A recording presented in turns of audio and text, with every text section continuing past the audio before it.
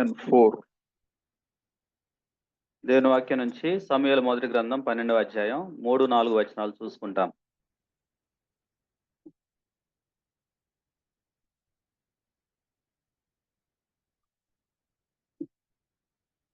మొదటి సమూయేలు గ్రంథం 12:3-4. Here I stand, testify against me in the presence of the Lord and his anointed. Whose ox have I taken? Whose donkey have I taken? Whom have I cheated? Whom have I oppressed? From whose hand have I accepted a bribe to make me shut my eyes?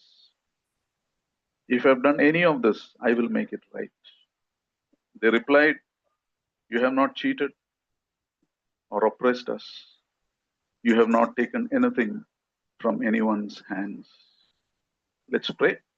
Father, we commit your precious word into your hands. Pray, dear Lord, that you will lead us and guide us and bless us with your presence. Be with your servants especially who stand in your name and anoint us afresh, and may we say only what you want us to say and all that you want us to say.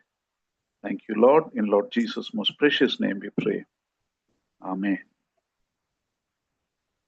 You see, as this part is Samuel is reaching the end of his public ministry. ఈ యొక్క వాక్య భాగము సమూయేలు తన యొక్క పరిచర్య ముగింపు దినాల్లోకి చేరుకున్న సందర్భం ఇది. This is not the end of his life. He lives for longer, he prays for the nation, but this is the end of his public ministry.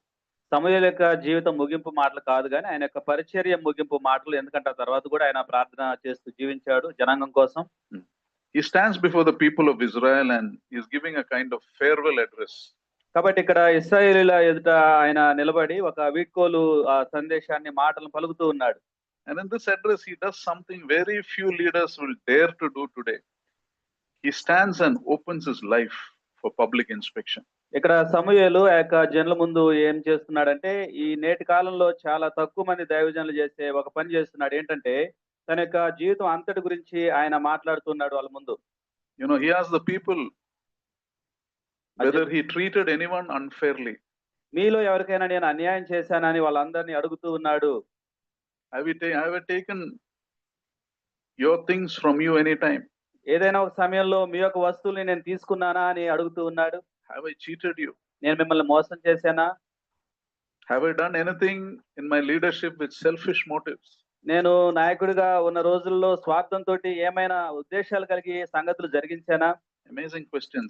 Essentially saying, have I wronged any of you?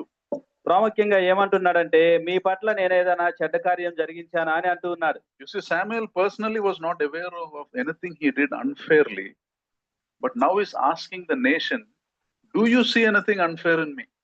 సమూయేలు వ్యక్తిగతంగా వాళ్ళకి ఏదైనా తప్పు జరిగించినట్లుగా తనకు తెలిసి జరిగించలేదు, కానీ వాళ్ళని కూడా అడుగుతూ ఉన్నాడు, ఒకవేళ మీకు తెలిసి నేను ఏదైనా తప్పు జరిగించానా అని అడుగుతూ ఉన్నాడు. Any area in my life that you see?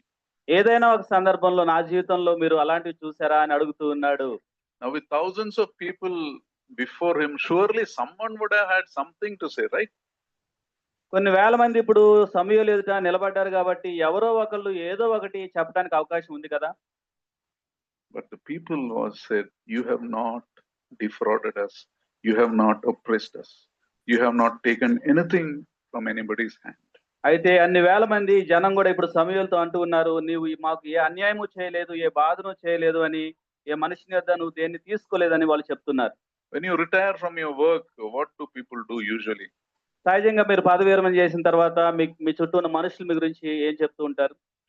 Today they may give a farewell party, they may give a golden watch, or they may give a gratuity check. ఈ రోజున అటువంటి వీడ్కోలు కార్యక్రమాలు జరిగితే ఏదైనా బంగారపు వాచ్ని ఇవ్వటం కానీ, మరి ఏదైనా డబ్బు రూపంలో ఇవ్వటం కానీ చేస్తుంటారు. But Samuel didn't get any of this. He got something far better. He got this commendation. You have not taken advantage of us. అయితే సమూయేలు ఇటువంటి వస్తు రూపంలో ఏది తీసుకోలేదు కానీ, పొందుకోలేదు కానీ, దానికంటే ఎంతో విలువైనది వారి దగ్గర నుంచి మంచి సాక్ష్యం పొందుకుంటూ ఉన్నాడు. You see, Samuel lived that life of integrity. సమూయేలు ఈ యొక్క నిజాయితీ లేక యథార్థత కలిగిన జీవితం జీవించాడు. In a nation that was not walking with God, Samuel stood as a light in the midst of darkness. ఇశ్రాయేలు దేశము దేవునికి విధేయత చూపించిన కాలంలో ఆ యొక్క చీకట్లో దేవుని యొక్క వెలుగుగా సమూయేలు జీవించాడు. a life of treating others firmly and kindly in every way. అందరిని కూడా దయతోటి కనికరంతోటి దేవుని వైపు తిప్పాలన్న ఉద్దేశంతో బలంగా జీవించిన వ్యక్తి ఆయన. You know, Samuel lived his life in front of people under God, and it was a life that was blameless. మనుషుల ఎదుట నిందారహితమైన దేవుని కొరకైన జీవితాన్ని సమూయేలు జీవిస్తూ వచ్చాడు. So what does it mean to be blameless, or what does it mean to be people of integrity? కాబట్టి ఈ యొక్క నిజాయితీతో కూడిన నిందారహితమైన జీవితం అంటే ఏంటో చూద్దాం. And most important, how can we live lives of integrity in a society that is going away from God? ప్రాముఖ్యంగా దేవుని దగ్గర నుంచి దూరంగా జరుగుతున్న యొక్క సమాజంలో నిజాయితీ కూడిన జీవితం మనం ఎలా జీవించాలన్న విషయాలు మనం ధ్యానిద్దాం. Now let us see some things about integrity. కాబట్టి నిజాయితీ గురించిన కొన్ని విషయాలు మనం చూసుకుందాం. Firstly, integrity is doing the right thing even when no one is looking. మొదటిగా నిజాయితీ అని అంటే ఎవరు కూడా నిన్ను ఏమాత్రం గమనించకపోయినప్పటికీ కూడా నువ్వు సరైన విధంగా ప్రవర్తించడమే నిజాయితీ. You are the same person in private and in public. అంటే బహిరంగంగాను రహస్యంగాను నువ్వు ఒకే వ్యక్తిత్వాన్ని కలిగి ఉండటం. Character is who you are in the dark, someone said. ఒక వ్యక్తి ఏమన్నాడంటే రహస్యంగా చీకట్లో ఉన్నప్పుడు నువ్వేమిటో అదే నీ యొక్క గుణగణము అని చెప్పాడు, అదే నీ యొక్క శీలము అని చెప్పాడు. And integrity includes a lot of things. It includes sincerity, it includes keeping your word. నిజాయితీ అనేవి చాలా విషయాల కలయికగా ఉంటుంది. It means honesty, truthfulness. యథార్థత నిజాయితీ అనేది యథార్థత కలిగి ఉంటుంది, సత్యాన్ని కలిగి ఉంటుంది. If you're a person of integrity, you will not change. నువ్వు ఒక నిజాయితీ పరునిగా జీవించినట్లయితే నువ్వు ఏమాత్రం కూడా మార్పు చెందిన వ్యక్తిగా ఉంటావు. Change means change no matter how dangerous things become for you. నీకు ఎంత ప్రమాదకరమైన సంగతులున్నా నువ్వు మార్పుకు గురి కావు. You will not change no matter how unpopular you become because of your stand. నీ యొక్క నిర్ణయాన్ని బట్టి ఏమాత్రం గుర్తింపు రాకపోయినా కూడా నువ్వు ఏమాత్రం కూడా మారిపోవు. You will not change no matter what you stand to lose. అలాగే నువ్వు ఏది కోల్పోవాల్సి వచ్చినా కూడా నువ్వు మార్పు చెందవు. Your yes is a yes and a no is no. నీ మాట అవునంటే అవునుగా ఉంటుంది, కాదంటే కాదుగా ఉంటుంది. In a survey taken among the top companies in this world, they were asked what is the number one quality you look for a candidate. చాలా పెద్ద సంస్థలు వాళ్ళకి కావాల్సిన అభ్యర్థుల్ని ఎంపిక చేసుకునేటప్పుడు వాళ్ళు కొన్ని విషయాల్ని గమనించేవాళ్ళు. And they mentioned integrity. వాళ్ళు గమనించే విషయాలు ప్రధానమైనది నిజాయితీ. You can get qualified people, you can get experienced people, all that you get, but people with integrity is very rare. అర్హత కలిగిన వాళ్ళని, గొప్ప అనుభవం కలిగిన వాళ్ళని సంస్థలు కనిపెట్టవచ్చు, కానీ నిజాయితీ కలిగిన వాళ్ళు మాత్రం చాలా తక్కువ మంది వాళ్ళకి లభ్యమవుతూ ఉంటారు. You see, integrity, even the most corrupt person, crooked person also wants an honest person to take care of his things, right? ఈ యొక్క లోకంలో మనం చూసినట్లయితే గొప్ప అవినీతిపరుడు కూడా ఒక నిజాయితీ కలిగిన వ్యక్తి తన దగ్గర పనిచేయాలని కోరుకుంటూ ఉంటాడు. Warren Buffett says, when I look for a person, I look for 3 qualities in a person. గొప్ప వ్యాపారవేత్త అయిన వారెన్ బఫెట్ ఈ విధంగా చెప్పాడు ఏంటంటే, నేను ఒక వ్యక్తిని నా దగ్గర కుదుర్చుకునేటప్పుడు 3 విషయాలు అతనిలో నేను గమనిస్తాను. One says integrity, మొదటిగా నిజాయితీ, second is intelligence, రెండవదిగా తెలివి, third is energy. మూడవది శక్తి. But I look for integrity first, because if he has energy and intelligence and no integrity, he is going to ruin my company. అయితే Warren Buffett ఏమన్నాడంటే, మొదటిగా నేను నిజాయితీనే చూస్తాను, ఎందుకంటే నిజాయితీ లేని వ్యక్తి తెలివున్న శక్తి ఉన్న అతడు నా యొక్క సంస్థని పాడు చేయబోతాడు అని చెప్పాడు. And also intelligence and energy are many times inbuilt in the person. Something you're born with, or by training also you can acquire this. చాలా వరకు మనం చూసినట్లయితే ఈ యొక్క తెలివి లేక ఈ యొక్క శక్తి అనేది అది మనలోనే అంతరంగంగా నిర్మించబడి ఉంటుంది, లేదా శిక్షణ ద్వారా వాటిని మనం నేర్చుకోవచ్చు. But integrity is a choice you have to make. అయితే నిజాయితీ అనేది మనం చేసుకునే ఎంపిక ద్వారానే ప్రాప్తిస్తుంది. Integrity cannot be taught in a classroom. It is something you decide to have. నిజాయితీ అనేది తరగతి గదుల్లో బోధించబడేది కాదు, కానీ అది నేను కలిగి ఉండాలి అని ఒక నిర్ణయం చేత అది రాబడుతుంది. And one aspect of integrity that the Bible teaches us is, దేవుని వాక్యంలో నిజాయితీ గురించి చెప్పండి ఒక అంశం ఏంటంటే, you cannot be people of true integrity without fearing God. దేవుని యందు భయభక్తులు కలిగి ఉండకుండా నువ్వు నిజాయితీపరుడిగా నీతిమంతుడిగా జీవించలేవు. Because one of the aspects of true integrity is righteousness. ఈ యొక్క నిజాయితీ కలిగి ఉండాల్సిన ప్రధానమైన అంశం ఏంటంటే నీతిని కలిగి ఉండటం. And you can't be righteous without knowing God. కాబట్టి దేవుని ఎరగకుండా ఆ యొక్క నీతి నీకు కలగదు. There are many people who don't believe in God, but they believe in honesty, they believe in truth, but they are not people of true integrity. చాలా మంది దేవుని యందు భయభక్తులు కలిగి ఉండకుండా ఆ యొక్క సత్యంలోను యథార్థతలోను నమ్మకం కలిగి ఉంటారు. అటువంటి వాళ్ళని నిజమైన నిజాయితీ కలిగిన నిజాయితీ పరులని మనం పిలవలేము. Charles Swindoll was telling about an incident that he read. Charles Swindoll అనే ఒక వ్యక్తి ఒక సంఘటన గురించి ఈ విధంగా రాశాడు. In America, a man and a woman went to KFC. America దేశంలో ఒక స్త్రీ పురుషులు ఇద్దరు ఒక కేఎఫ్సి ఆ స్టాల్ కి వెళ్ళారు. One late afternoon, ఒకరోజు సాయంత్రం పూట వెళ్ళారు. and they ordered something, and the attendant gave them that bucket of chicken, whatever, nuggets or whatever. ఆ చికెన్ కావాలని వాళ్ళు అడిగారు. అప్పుడు వాళ్ళు అక్కడున్న ఆ సిబ్బంది మరి వాళ్ళకి కావాల్సిన ఆ బకెట్ ని ఇచ్చాడు. The attendant had by mistake given a wrong bucket. In that bucket there was the cash which the cashier kept. So by mistake he gave that cash bucket to this couple, this man. ఇప్పుడు ఆ యొక్క వచ్చిన ఆ స్త్రీ పురుషులు ఇద్దరికి ఈ సిబ్బంది మరి అనుకోకుండా ఆ డబ్బుతో ఉన్న బకెట్ ని ఇవ్వడం జరిగింది. And these two people, without knowing, they go to a picnic site and they sit down and they open and discover there's not chicken but filled with money. ఈ యొక్క స్త్రీ పురుషులు ఆ యొక్క బకెట్ ని తీసుకొని మరి వాళ్ళు వెళ్ళాలనుకున్న ఆ విహారయాత్రకు వెళ్ళి దాన్ని ఓపెన్ చేసినప్పుడు అదంతా కూడా డబ్బుగా ఉండటం వాళ్ళు గమనించారు. So this man immediately closed the bucket, got into the car, went back to KFC to give the bucket ఇప్పుడు of money. ఇప్పుడు వెంటనే మరి ఆ వ్యక్తి ఆ డబ్బును తీసుకొని మరి వెంటనే మరి కారులో ప్రయాణం చేసుకుంటా కేఎఫ్సికి వచ్చాడు. And by this time, the people in KFC was frantic. They discovered that the money is not there and they were wondering what happened. ఈ సమయానికల్లా మరి ఆ కేఎఫ్సిలో ఉన్న సిబ్బంది అంతా కూడా మరి టెన్షన్ పడుతూ ఉన్నారు. మరి డబ్బు అంతా ఏమైపోయిందని దాని గురించి. And this man gives that bucket to them. ఇప్పుడు ఆ వ్యక్తి తీసుకొచ్చి అయ్యా ఇదిగో మీ డబ్బు అని ఇచ్చాడు. And the manager is thrilled. He said, "You are the most honest person I met. I'm going to call the local newspapers. We're going to take your photograph and publish it tomorrow." ఇక manager చెప్తున్నాడు, అయ్యా ఈ ఏరియాలో నీ అంత నిజాయితీ పరుని నేనైతే చూడలేదు కాబట్టి ఇక వార్తాపత్రికలు పిలిచి నీ ఫోటో మరి ప్రింట్ చేద్దామని అంటూ ఉన్నాడు. And the man quickly said, No, don't do that, he said. ఇప్పుడు ఆ వ్యక్తి అంటూ ఉన్నాడు, లేదండి అలా చేయొద్దు అని కొంత దీనంగా అంటున్నట్టుగా అంటూ ఉన్నాడు. Then he came closer to the manager and said, "This woman with me is not my wife." ఆ మేనేజర్ చెవి దగ్గరికి వచ్చి చెప్పాడు, అయ్యా మరి నాతో ఉన్న ఈ స్త్రీ నా యొక్క భార్య కాదు కాబట్టి మీరు పేపర్లో దయచేసి వేయొద్దని చెప్తున్నాడు. You see, honest man without integrity. యథార్థపరుడే కానీ నిజాయితీ లేదు. You see, we have many honest people like this. ఇటువంటి యథార్థవంతుల్ని మనం చాలా మంది కలిగి ఉన్నాం. They do some good things, కొన్ని మంచి పనులు చేస్తారు. but you check their whole life, it won't be a life of integrity. అయితే జీవితం అంతటిని మనం గమనించినట్లయితే జీవితం అంతా నిజాయితీ మనకు కనిపించదు. You see, integrity comes from the same Latin word which is integer in maths. Maths, there is a word called integer, right? What does integer mean? Math students, integer means whole. It means complete. ఈ యొక్క నిజాయితీ అనే మాట మరి ఆ Latin భాషలో నుంచి తీసుకొని పడింది. ఆ యొక్క ఇంటీజర్ అనే పదాల నుంచి వచ్చింది. దాని యొక్క అర్థం ఏంటంటే సంపూర్ణత. The person of integrity is whole. Every area of his life is righteous, not some areas. ఒక నిజాయితీ పరుని యొక్క జీవితాన్ని మనం చూసినట్లయితే జీవితం అంతా కూడా సంపూర్ణంగా మరి నీతిని కలిగి ఉంటాడు. So let us look at some aspects of integrity from the life of Samuel. కాబట్టి సమూయేలు యొక్క జీవితంలో నుంచి నిజాయితీకి సంబంధించిన కొన్ని విషయాలు మనం ధ్యానించుకుందాం.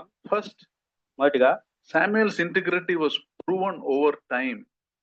సమూయేలు యొక్క నిజాయితీ మరి గడిచిన సంవత్సరాల అన్నిట్లో కూడా అది నిర్ధారించబడుతూ వచ్చింది, నిరూపించబడుతూ వచ్చింది. When did Samuel come to the temple? ఆయన ఎప్పుడు ఏ వయసులో మరి ఏ కాలంలో ఆ యొక్క దేవుని మందిరానికి వచ్చాడు? Like a child, when he was a child. బాలుడిగా ఉన్నప్పుడు వచ్చాడు. That means this record is based on a lifetime of obedience. అంటే తన యొక్క జీవితకాలం అంతటికి సంబంధించిన నిజాయితీ ఇక్కడ నిరూపించబడుతుంది. You know, he served many people, but he was consistent as a servant. అనేకులకి మరి ఆయన తన సేవను అందించాడు కానీ మరి దేవుని యొక్క నియమాల విషయంలో పట్టుదల కలిగిన వాడిగా ఉన్నాడు. He saw good kings, he saw bad kings. మంచి రాజుల సమయాన్ని చూశాడు, చెడ్డ రాజుల సమయాన్ని చూశాడు. He saw the nation going up and down in spirituality. అలాగే ఆత్మీయంగా మరి యొక్క ఇశ్రాయేలీయులు మరి అప్ అండ్ డౌన్ అవ్వటం చూశాడు. He saw good kings making bad decisions. అలాగే మంచి రాజులు చెడ్డ నిర్ణయాలు చేయటం చూశాడు. But he didn't change. అయితే తను మాత్రం ఏమాత్రం కూడా ఆత్మీయంగా మారిపోలేదు. He probably determined, I'll get better and better. తను తను ఒక దృఢ నిశ్చయం తీసుకున్నాడు. ఏంటంటే నేను ఉన్నతంగా మారాలి అని అనుకున్నాడు. Samuel could say, like Paul would say later, I have fought the good fight. పౌలు చెప్పినట్లుగా సమూయేలు కూడా చెప్పగలడు, నేను మంచి పోరాటం పోరాడాను అని. The second aspect of Samuel's integrity was సమూయేలు యొక్క నిజాయితీలో ఉన్న రెండో విషయం ఏంటంటే, his was an integrity that resisted corruption. ఆయన యొక్క నిజాయితీ ఆ యొక్క అన్యాయంగా లంచం తీసుకోవటాన్ని ఏమాత్రం కూడా ఒప్పుకోలేదు. What do the people say? You have not defrauded us, you have not taken a bribe. నువ్వు మాకు అన్యాయం చేయలేదు, మా దగ్గర ఏ లంచం తీసుకోలేదు అని ఆ మాట యొక్క అర్థం ఏమైంది ఇక్కడ? It means there would have been opportunities, right, for corruption. There would have been an opportunity to take so many things. దాని అర్థం ఏంటంటే సమూయేలు వాళ్ళందరికీ సేవను అందించే కాలంలో లంచం తీసుకోవడానికి ఎన్నో అవకాశాలు ఉన్నాయి సమూయేలుకి. Many people are okay in the beginning. చాలా మంది ప్రారంభంలో మరి మంచిగానే కనిపిస్తారు. But as money comes in, as popularity comes in, as power comes in, they change. అయితే ధనము, అధికారము, గుర్తింపు వస్తూ ఉన్నప్పుడు మరి చాలా మంది మనుషులు మారిపోతూ ఉంటారు. They become greedy. స్వార్థపరులుగా మారుతుంటారు, దురాశపరులుగా They మారుతారు. look down on people. మనుషులు చులకనగా చూస్తుంటారు. They begin to exploit people. మనుషులు మోసం చేయాలని చూస్తుంటారు. They begin to buy church properties in their name so that their children will inherit after them. ఆ యొక్క సంఘం పేరు మీద ఉన్న మరి అందరి పేరు మీద ఉన్న వాటి అన్నిటిని వారి పేరు మీదకి మార్చుకొని తర్వాత వాళ్ళ పిల్లలకు అందించాలనే స్వార్థ బుద్ధిని కలిగి ఉంటారు. But Samuel did not exploit his position. అయితే సమూయేలు తన యొక్క స్థానం విషయంలో ఎవరిని కూడా మోసం చేయలేదు. Why? ఎందుకు? Because he feared God more than he feared men. ఎందుకంటే మనుషులకు భయపడిన దానికంటే ఎక్కువగా ఆయన దేవునికి భయపడుతూ వచ్చాడు. He knew these things are not going to last. ఇవేమాత్రం కూడా ఇవేం పర్మనెంట్ కావు, శాశ్వతమైనవి కావు అని ఆయన గ్రహించుకున్నాడు. All these things are going to end one day. ఒక రోజు ఇవన్నీ కూడా తాత్కాలికమైన కూడా నశించిపోతాయని ఆయన గ్రహించుకున్నాడు. And on that day, only thing that will matter is whether you had God's approval in your life. ఆ రోజు నా దేవుని యొక్క ఆమోదం కలిగి ఉన్నానా లేదా అన్న ఒకే ఒక విషయం మాత్రమే నిర్ధారించబడుతుందని ఆయన గ్రహించుకున్నాడు. You see, even today in a world of compromise, God is telling us to live as His people. ఈ రోజున కూడా రాజీపడి జీవిస్తున్న సమాజంలో ఆ విధంగా జీవించాలని దేవుడు నిన్ను నన్ను ఆశిస్తూ ఉన్నాడు. Proverbs 11:3 says, "The integrity of the upright guides them, and the crookedness of the treacherous destroys them." సామెతలు 11:3 ఈ విధంగా మనకు తెలియజేస్తూ ఉంది. యథార్థవంతులు యథార్థత వారికి త్రోవ చూపించును, ద్రోహుల మూర్ఖ స్వభావం వారిని పాడు చేయును. So that is the second aspect of Samuel's integrity. His was an integrity that resisted corruption. సమూయేలు యొక్క నిజాయితీలో ఉన్న ఇది రెండో అంశము. ఈ యొక్క అంశమే ఆయన లంచం తీసుకోకుండా ఆపివేసింది. This is not about perfection. It is about having that desire that, Lord, I'm going to be better and better. ఇది సంపూర్ణత గురించిన మాటలు కాదు కానీ ప్రభువా నేను ఉన్నతంగా మారాలి అని ఒక వ్యక్తి కనబరిచే ఉద్దేశమై ఉంది. If I take a step, let me take a step forward. It is that commitment. ప్రభువా నేను ఒక మెట్టు తీసుకుంటే అది నేను ఆత్మీయంగా ముందుకు వెళ్ళలాగా తీసుకోవాలి అనే ఒక నిర్ణయం అది. The third aspect of Samuel's integrity is Samuel's integrity reflected God's character. సమూయేలు యొక్క నిజాయితీలో ఉన్న మరొక అంశం ఏంటంటే దేవుని యొక్క గుణగణాలని ప్రత్యక్షపరిచే నిజాయితీ అది. When they saw Samuel's life, it pointed to God. సమూయేలు యొక్క జీవితాన్ని మనుషులు చూసినట్లయితే దేవుని యొక్క మనసును చూడగలిగేలా ఆయన జీవించాడు. Now his sons did not follow the Lord. అయితే సమూయేలు యొక్క కుమారులు దేవుణ్ణి మరి వెంబడించలేదు. But Samuel was pure in his motive. అయితే సమూయేలు మాత్రం తన యొక్క ఉద్దేశాలలో ఎంతో శుద్ధి కలిగిన వాడిగా ఉన్నాడు. Each one has a choice. Whosoever children we have a choice to take that step to integrity. కాబట్టి ఈ విధంగా ప్రతి ఒక్కరూ కూడా నిజాయితీగా ఉండాలని చేసుకునే ఒక ఎంపిక మనం కలిగి ఉంటాం. His sons also had that choice. తన యొక్క కుమారులు కూడా ఆ ఎంపిక ఉంది. But Samuel was unchanged, even with all, leading the nation, taking care of family. He personally was a person of integrity. అయితే దేశానికి ఆయన పరిచర్య చేస్తున్నప్పటికీ మరి కుటుంబాన్ని నడిపిస్తున్నప్పటికీ ఆయన వ్యక్తిగతంగా దేవుని విషయంలో మాత్రము ఆయన మార్పు లేని వాడిగా ఆత్మీయంగా ఎంత శుద్ధి కలిగిన వాడిగా ఉన్నాడు. And when people saw Samuel's faithfulness, they saw God's faithfulness. సమూయేలు యొక్క నమ్మకత్వాన్ని జనులు చూసినప్పుడు దేవుని యొక్క నమ్మకత్వాన్ని కూడా జనులు చూడగలిగారు. Matthew 5:16 says, "Let your light show shine before men, that they may they see your good deeds and glorify your Father in heaven." మత్తయి సువార్త 5:16 దేవుని వాక్యం ఈ విధంగా తెలియజేస్తుంది. మనుషులు మీ సత్క్రియలను చూసి పరలోకమందున మీ తండ్రిని మహిమపరచునట్లు వారి ఎదుట మీ వెలుగు ప్రకాశింపనీయుడి. So one question we have to ask is, does our life attract others to the Savior? కాబట్టి ఒక ప్రశ్న మనం అడుగుదాము. మనం ప్రశ్నించుకుందాం. మన యొక్క జీవితాలు ఇతరులని ప్రభు దగ్గరికి ఆకర్షిస్తూ ఉన్నాయా? Does your character make God more believable to those who are working with you, those who are around you? నీ యొక్క గుణగణాలు నీ చుట్టూ ఉన్న వారికి నీ మీద నమ్మకం ఉంచేలా, దేవుని నమ్మగలిగేలా చేస్తూ ఉన్నాయా? The fourth aspect of Samuel's integrity. సమూయేలు యొక్క నిజాయితీలో ఉన్న 4వ అంశం ఏంటంటే, Samuel's integrity was an integrity that welcomed accountability. సమూయేలు యొక్క నిజాయితీ గొప్ప జవాబుదారీతనం కలిగిన నిజాయితీగా మరి నిరూపించబడుతూ ఉంది. You see, he did something like we said, few leaders can do that. He opened his life before people and asked, "Tell me what you see in me. Have I wronged you?" కాబట్టి మనం చెప్పుకున్నాం ఇంత ముందుగానే, నేటి దినాన చాలా తక్కువ మంది దైవజనులు అడిగే విధంగా మరి సమూయేలు అడుగుతున్నాడు, చెప్పండి నేను మీలో ఎవరికైనా అన్యాయం చేశానా అని వాళ్ళందరిని అడుగుతూ ఉన్నాడు. And they said, "You have not wronged us." వాళ్ళందరూ చెప్తున్నారు, నువ్వు మాకు అన్యాయం కలిగించలేదు అంటూ ఉన్నారు. You see, Samuel's reputation is not built on his speaking ability or his charisma, but on his character. సమూయేలు యొక్క గుర్తింపు అనేది, ఆ యొక్క జనాదరణ అనేది ఆయన యొక్క మాటలను బట్టి, తలాంతులను బట్టి కాదు, కానీ ఆయన యొక్క శీలాన్ని బట్టి, గుణగణాలను బట్టి ఆ యొక్క గుర్తింపు ఆయన కలిగి ఉన్నాడు. He didn't just share God's word, he lived God's word. కేవలం దేవుని వాక్యాన్ని ప్రకటించడం మాత్రమే కాకుండా వాక్య ప్రకారంగా ఆయన జీవించాడు. He may not be perfect, but he was genuine. ఆయన సంపూర్ణుడని మనం చెప్పం గానీ ఆయన ఎంత యథార్థపడని మనం చెప్తున్నాం. You see, you can make mistakes in life, but you must be able to explain honestly. నీ జీవితంలో నువ్వు తప్పులు జరిగించే వ్యక్తిగా ఉండొచ్చు, అయితే నువ్వు యథార్థంగా నిజాయితీగా వాటిని గురించి తెలియజేసే వ్యక్తిగా ఉండాలి. You must be able to tell if people ask you why you did what you did. నువ్వు ఎందుకు చేశావు, ఎలా చేశావు అని మనుషుల్ని అడిగినప్పుడు వాటి గురించి నువ్వు చెప్పగలిగిన వ్యక్తిగా ఉండాలి. And also admit if you made a mistake, admit it. ఒకవేళ నువ్వు తప్పు జరిగించినట్లయితే వాటిని నువ్వు ఒప్పుకునే వ్యక్తిగా ఉండాలి. Accept responsibility of your mistakes. నీ యొక్క ఆ తప్పుల గురించిన బాధ్యతను నువ్వు వహించాలి. The Bible says such a person is secure. దేవుని వాక్యం చెబుతుంది అటువంటి వ్యక్తి భద్రంగా ఉంటాడు. Proverbs 10:9 says a man of integrity walks securely. సామెతలు 10:9 చూస్తాం, యథార్థంగా ప్రవర్తించేవాడు నిర్భయంగా ప్రవర్తించును. Charles Spurgeon says like this. Spurgeon దైవజనుడు ఈ విధంగా తెలియజేశాడు, All human glory is like a puff of wind, he says. మనుషుల యొక్క మహిమంతా కూడా దుమ్ము ధూళి వంటిదని చెప్పాడు. But the approval of God is solid gold. అయితే దేవుని యొక్క ఆమోదం అనేది అది శుద్ధమైన సువర్ణ వంటిది అని చెప్పాడు. A man of integrity does not have to fear anyone slandering him. ఒక నిజాయితీపరుడు ఎవరు వేసే నిందను బట్టి కూడా ఏమాత్రం కూడా అతడు చెలించిన వ్యక్తిగా ఉంటాడు. Even when he is wrongly blamed, he will have God will send people to support him. ఒకవేళ ఎవరైనా తప్పుగా అతన్ని నిందించినప్పటికీ ఆ నిజాయితీపరుని ఆదరించడానికి దేవుడు తగు మనుషుల్ని పంపిస్తాడు. Because his life is the proof of his character. ఎందుకంటే తన యొక్క జీవితం తన యొక్క గుణగణాలని ప్రత్యక్షపరిచే జీవితంగా ఉంటుంది. And so most importantly, such a person enjoys God's favor. God is with him even if people go away from him. ప్రాముఖ్యంగా ఇటువంటి నిజాయితీపరుడు మనుషులు తన దగ్గర నుంచి దూరం అవుతున్నప్పటికీ కూడా దేవుని యొక్క ఇష్టాన్ని, దేవుని యొక్క సంతోషాన్ని కలిగి ఉంటాడు.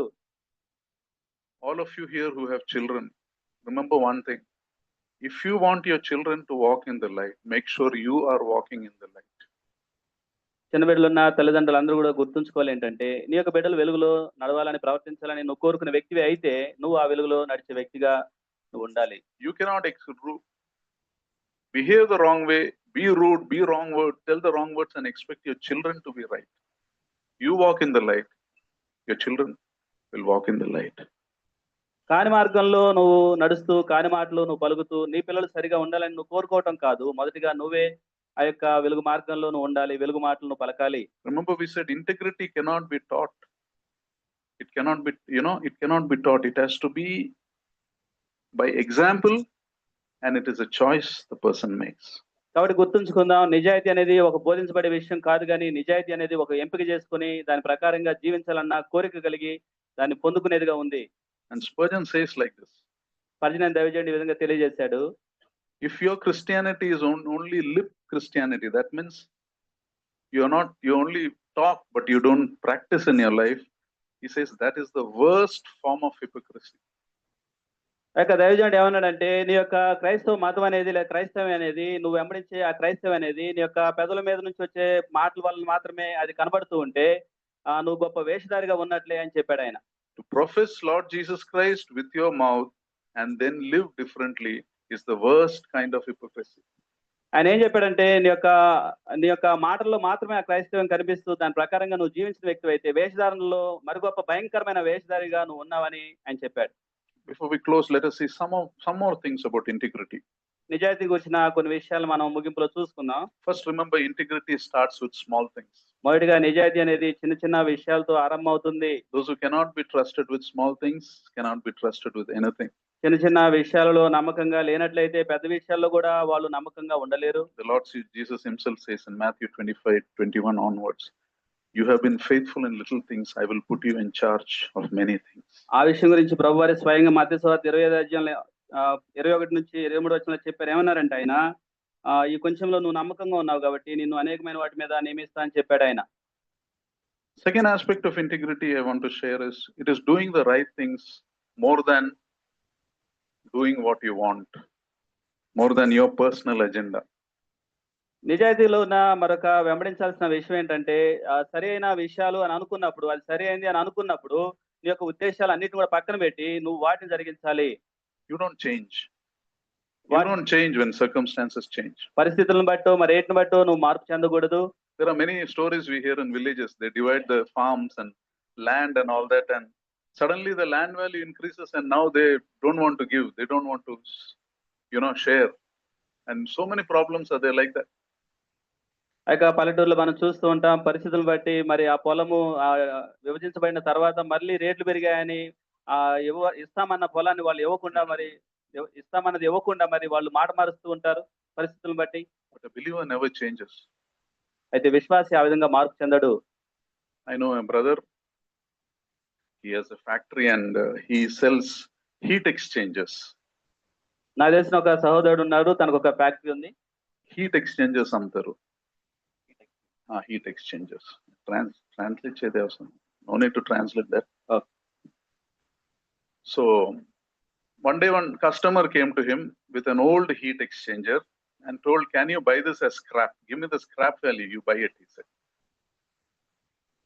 ఒక రోజున మరి ఆ కొనుగోలుదారుడు వచ్చాడు. ఒక కస్టమర్ వచ్చారు.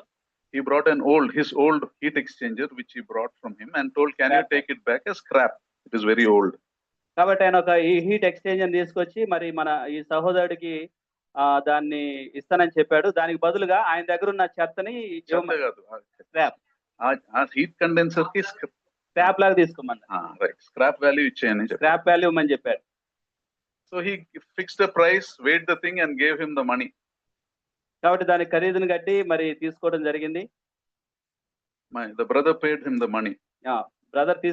బ్రదర్ అమౌంట్ ఇచ్చారు దానికి. And when he opened that heat exchanger, ఆ హీట్ ఎక్స్చేంజర్ మరి ఓపెన్ చేసినప్పుడు in that he found material worth 3 lakh rupees. మరి ఇచ్చిన దానికంటే ఎక్కువ ఖరీదైన వస్తువులు మరి అందులో హీట్ ఎక్స్చేంజర్ లో ఉన్నాయి. 3 లక్షల రూపాయల విలువైన వస్తువులు అందులో ఉన్నాయి. Which could be used, equipment inside was there. కాబట్టి ఉపయోగించగలిగిన విలువైన వస్తువులు అందులో ఉన్నాయి.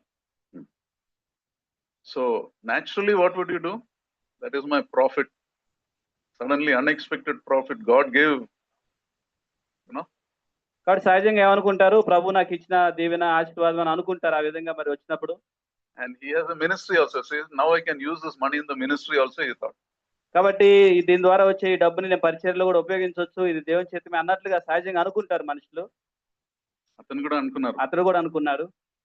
But then he stopped. And he called that man and said, I bought this condenser from you, but it is much more valuable. It will at least 3 lakhs more than what I gave you. కాబట్టి ఇప్పుడు మరి ప్రభువులో ఉన్న ఈ యొక్క సహోదరుడు ఏం చేశాడంటే ఆ యొక్క వ్యక్తిని మళ్ళీ పిలిచి, అయ్యా మీరు నాకు తక్కువ రేటుకి ఇచ్చారు కానీ మరి ఇది 3 లక్షల రూపాయల విలువ ఉంది, కాబట్టి అంత అమౌంట్ నేను మీకు ఇవ్వాలని నేను అనుకుంటున్నా అని చెప్పాడు. That is integrity, doing the right thing even when ahead of your personal agenda. కాబట్టి నిజాయితీకి ఒక ఉదాహరణగా ఈ విషయంలో మనం గ్రహించుకుంటాం. ఏంటంటే మన యొక్క ఉద్దేశంలో ఏమైనప్పటికీ కూడా మరి ఈ విషయాన్ని సరిగా జరిగించడం. And that customer was so happy, he said, you keep half, I will take half, he said. అయితే ఇప్పుడు ఆ కస్టమర్ కూడా ఇక అలా చెప్పాడు. అర్థమైంది. సగం the profit. You see, that is the quality of a person of integrity. He sees ahead, beyond his agenda. He never changes.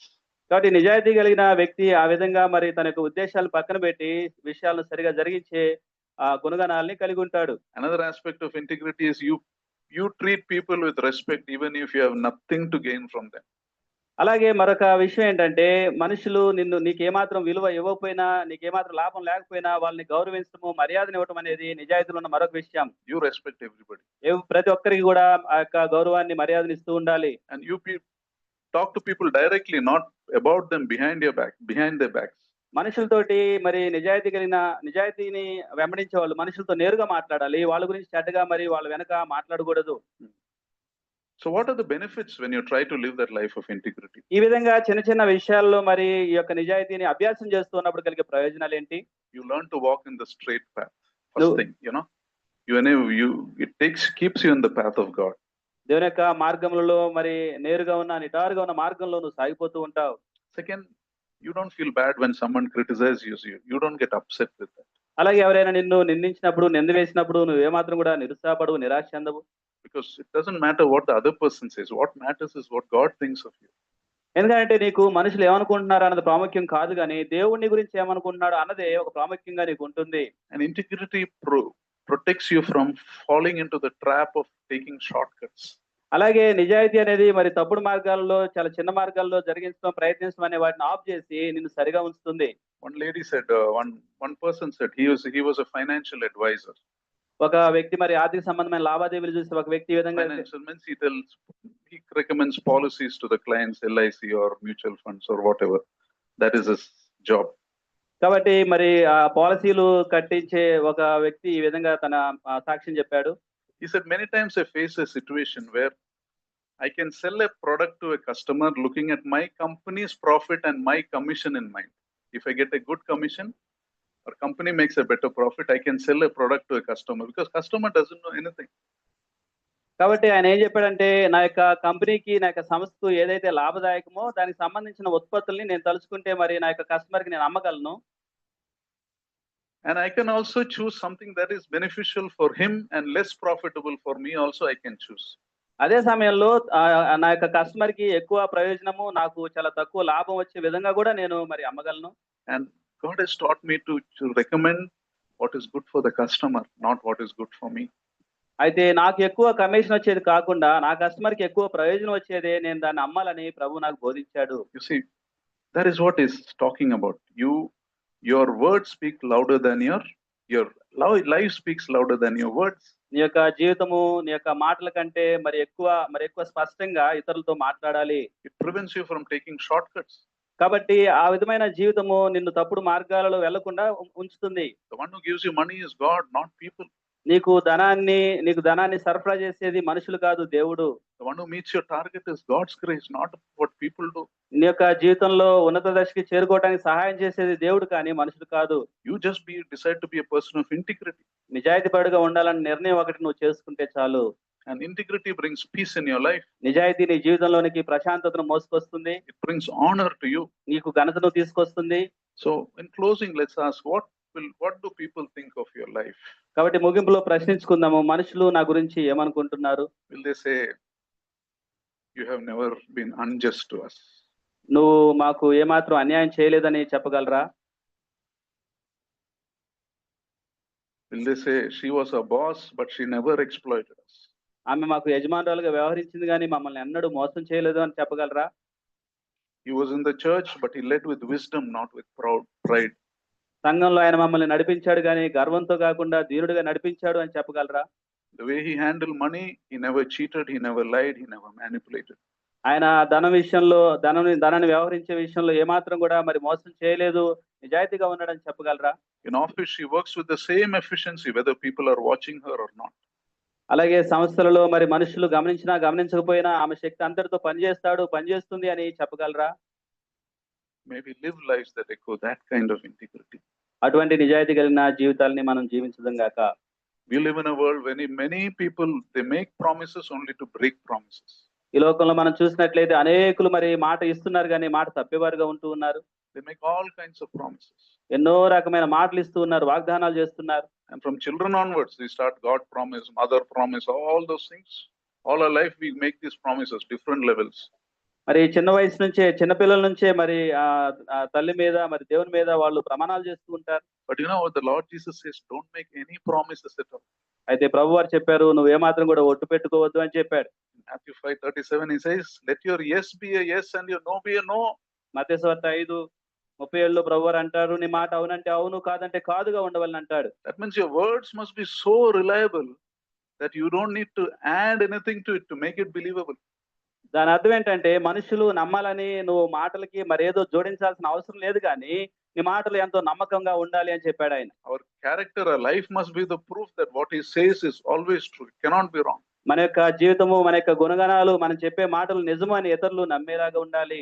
You may be an ordinary person, or you may be a leader, or you may be a preacher. But remember, our life is the sermon that most people remember most. People don't remember your words, but they remember a life.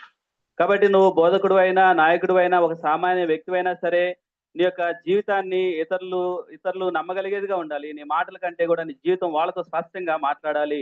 May God give us the grace to live that kind of life. అట్టి నిజాయితీ కలిగిన జీవితాన్ని జీవించడానికి దేవుడు మనకి కృపనిచ్చును గాక.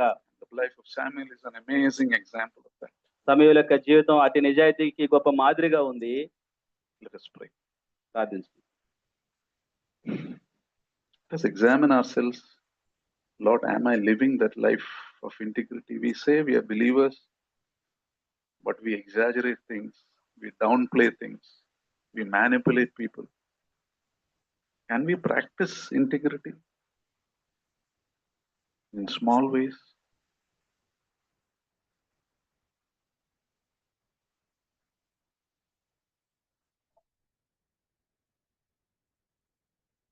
Father, we thank you for this time that you've given us. Thank you for your word, the life of Samuel. Maybe we have this integrity, a life that is right in your sight, a life where we are consistent and righteous. And may our whole life reflect that, Lord, not bits and pieces. Lord, this is impossible without your grace.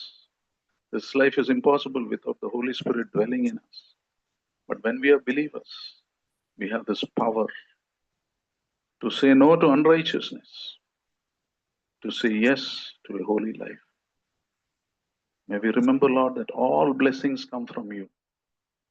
And if you don't bless us, we may make a lot of money, but it will not benefit us, Lord. Lead us to seek to be people of integrity. Lead us to seek to be people who live for your glory. Thank you, Lord. In Lord Jesus' most precious name we pray. Amen. Now to him who is able to keep you from falling and present you before his glorious presence, without fault and with great joy, to the only God our Savior be glory, majesty, power, and authority, through Jesus Christ our Lord, before all ages, now and for evermore. Amen.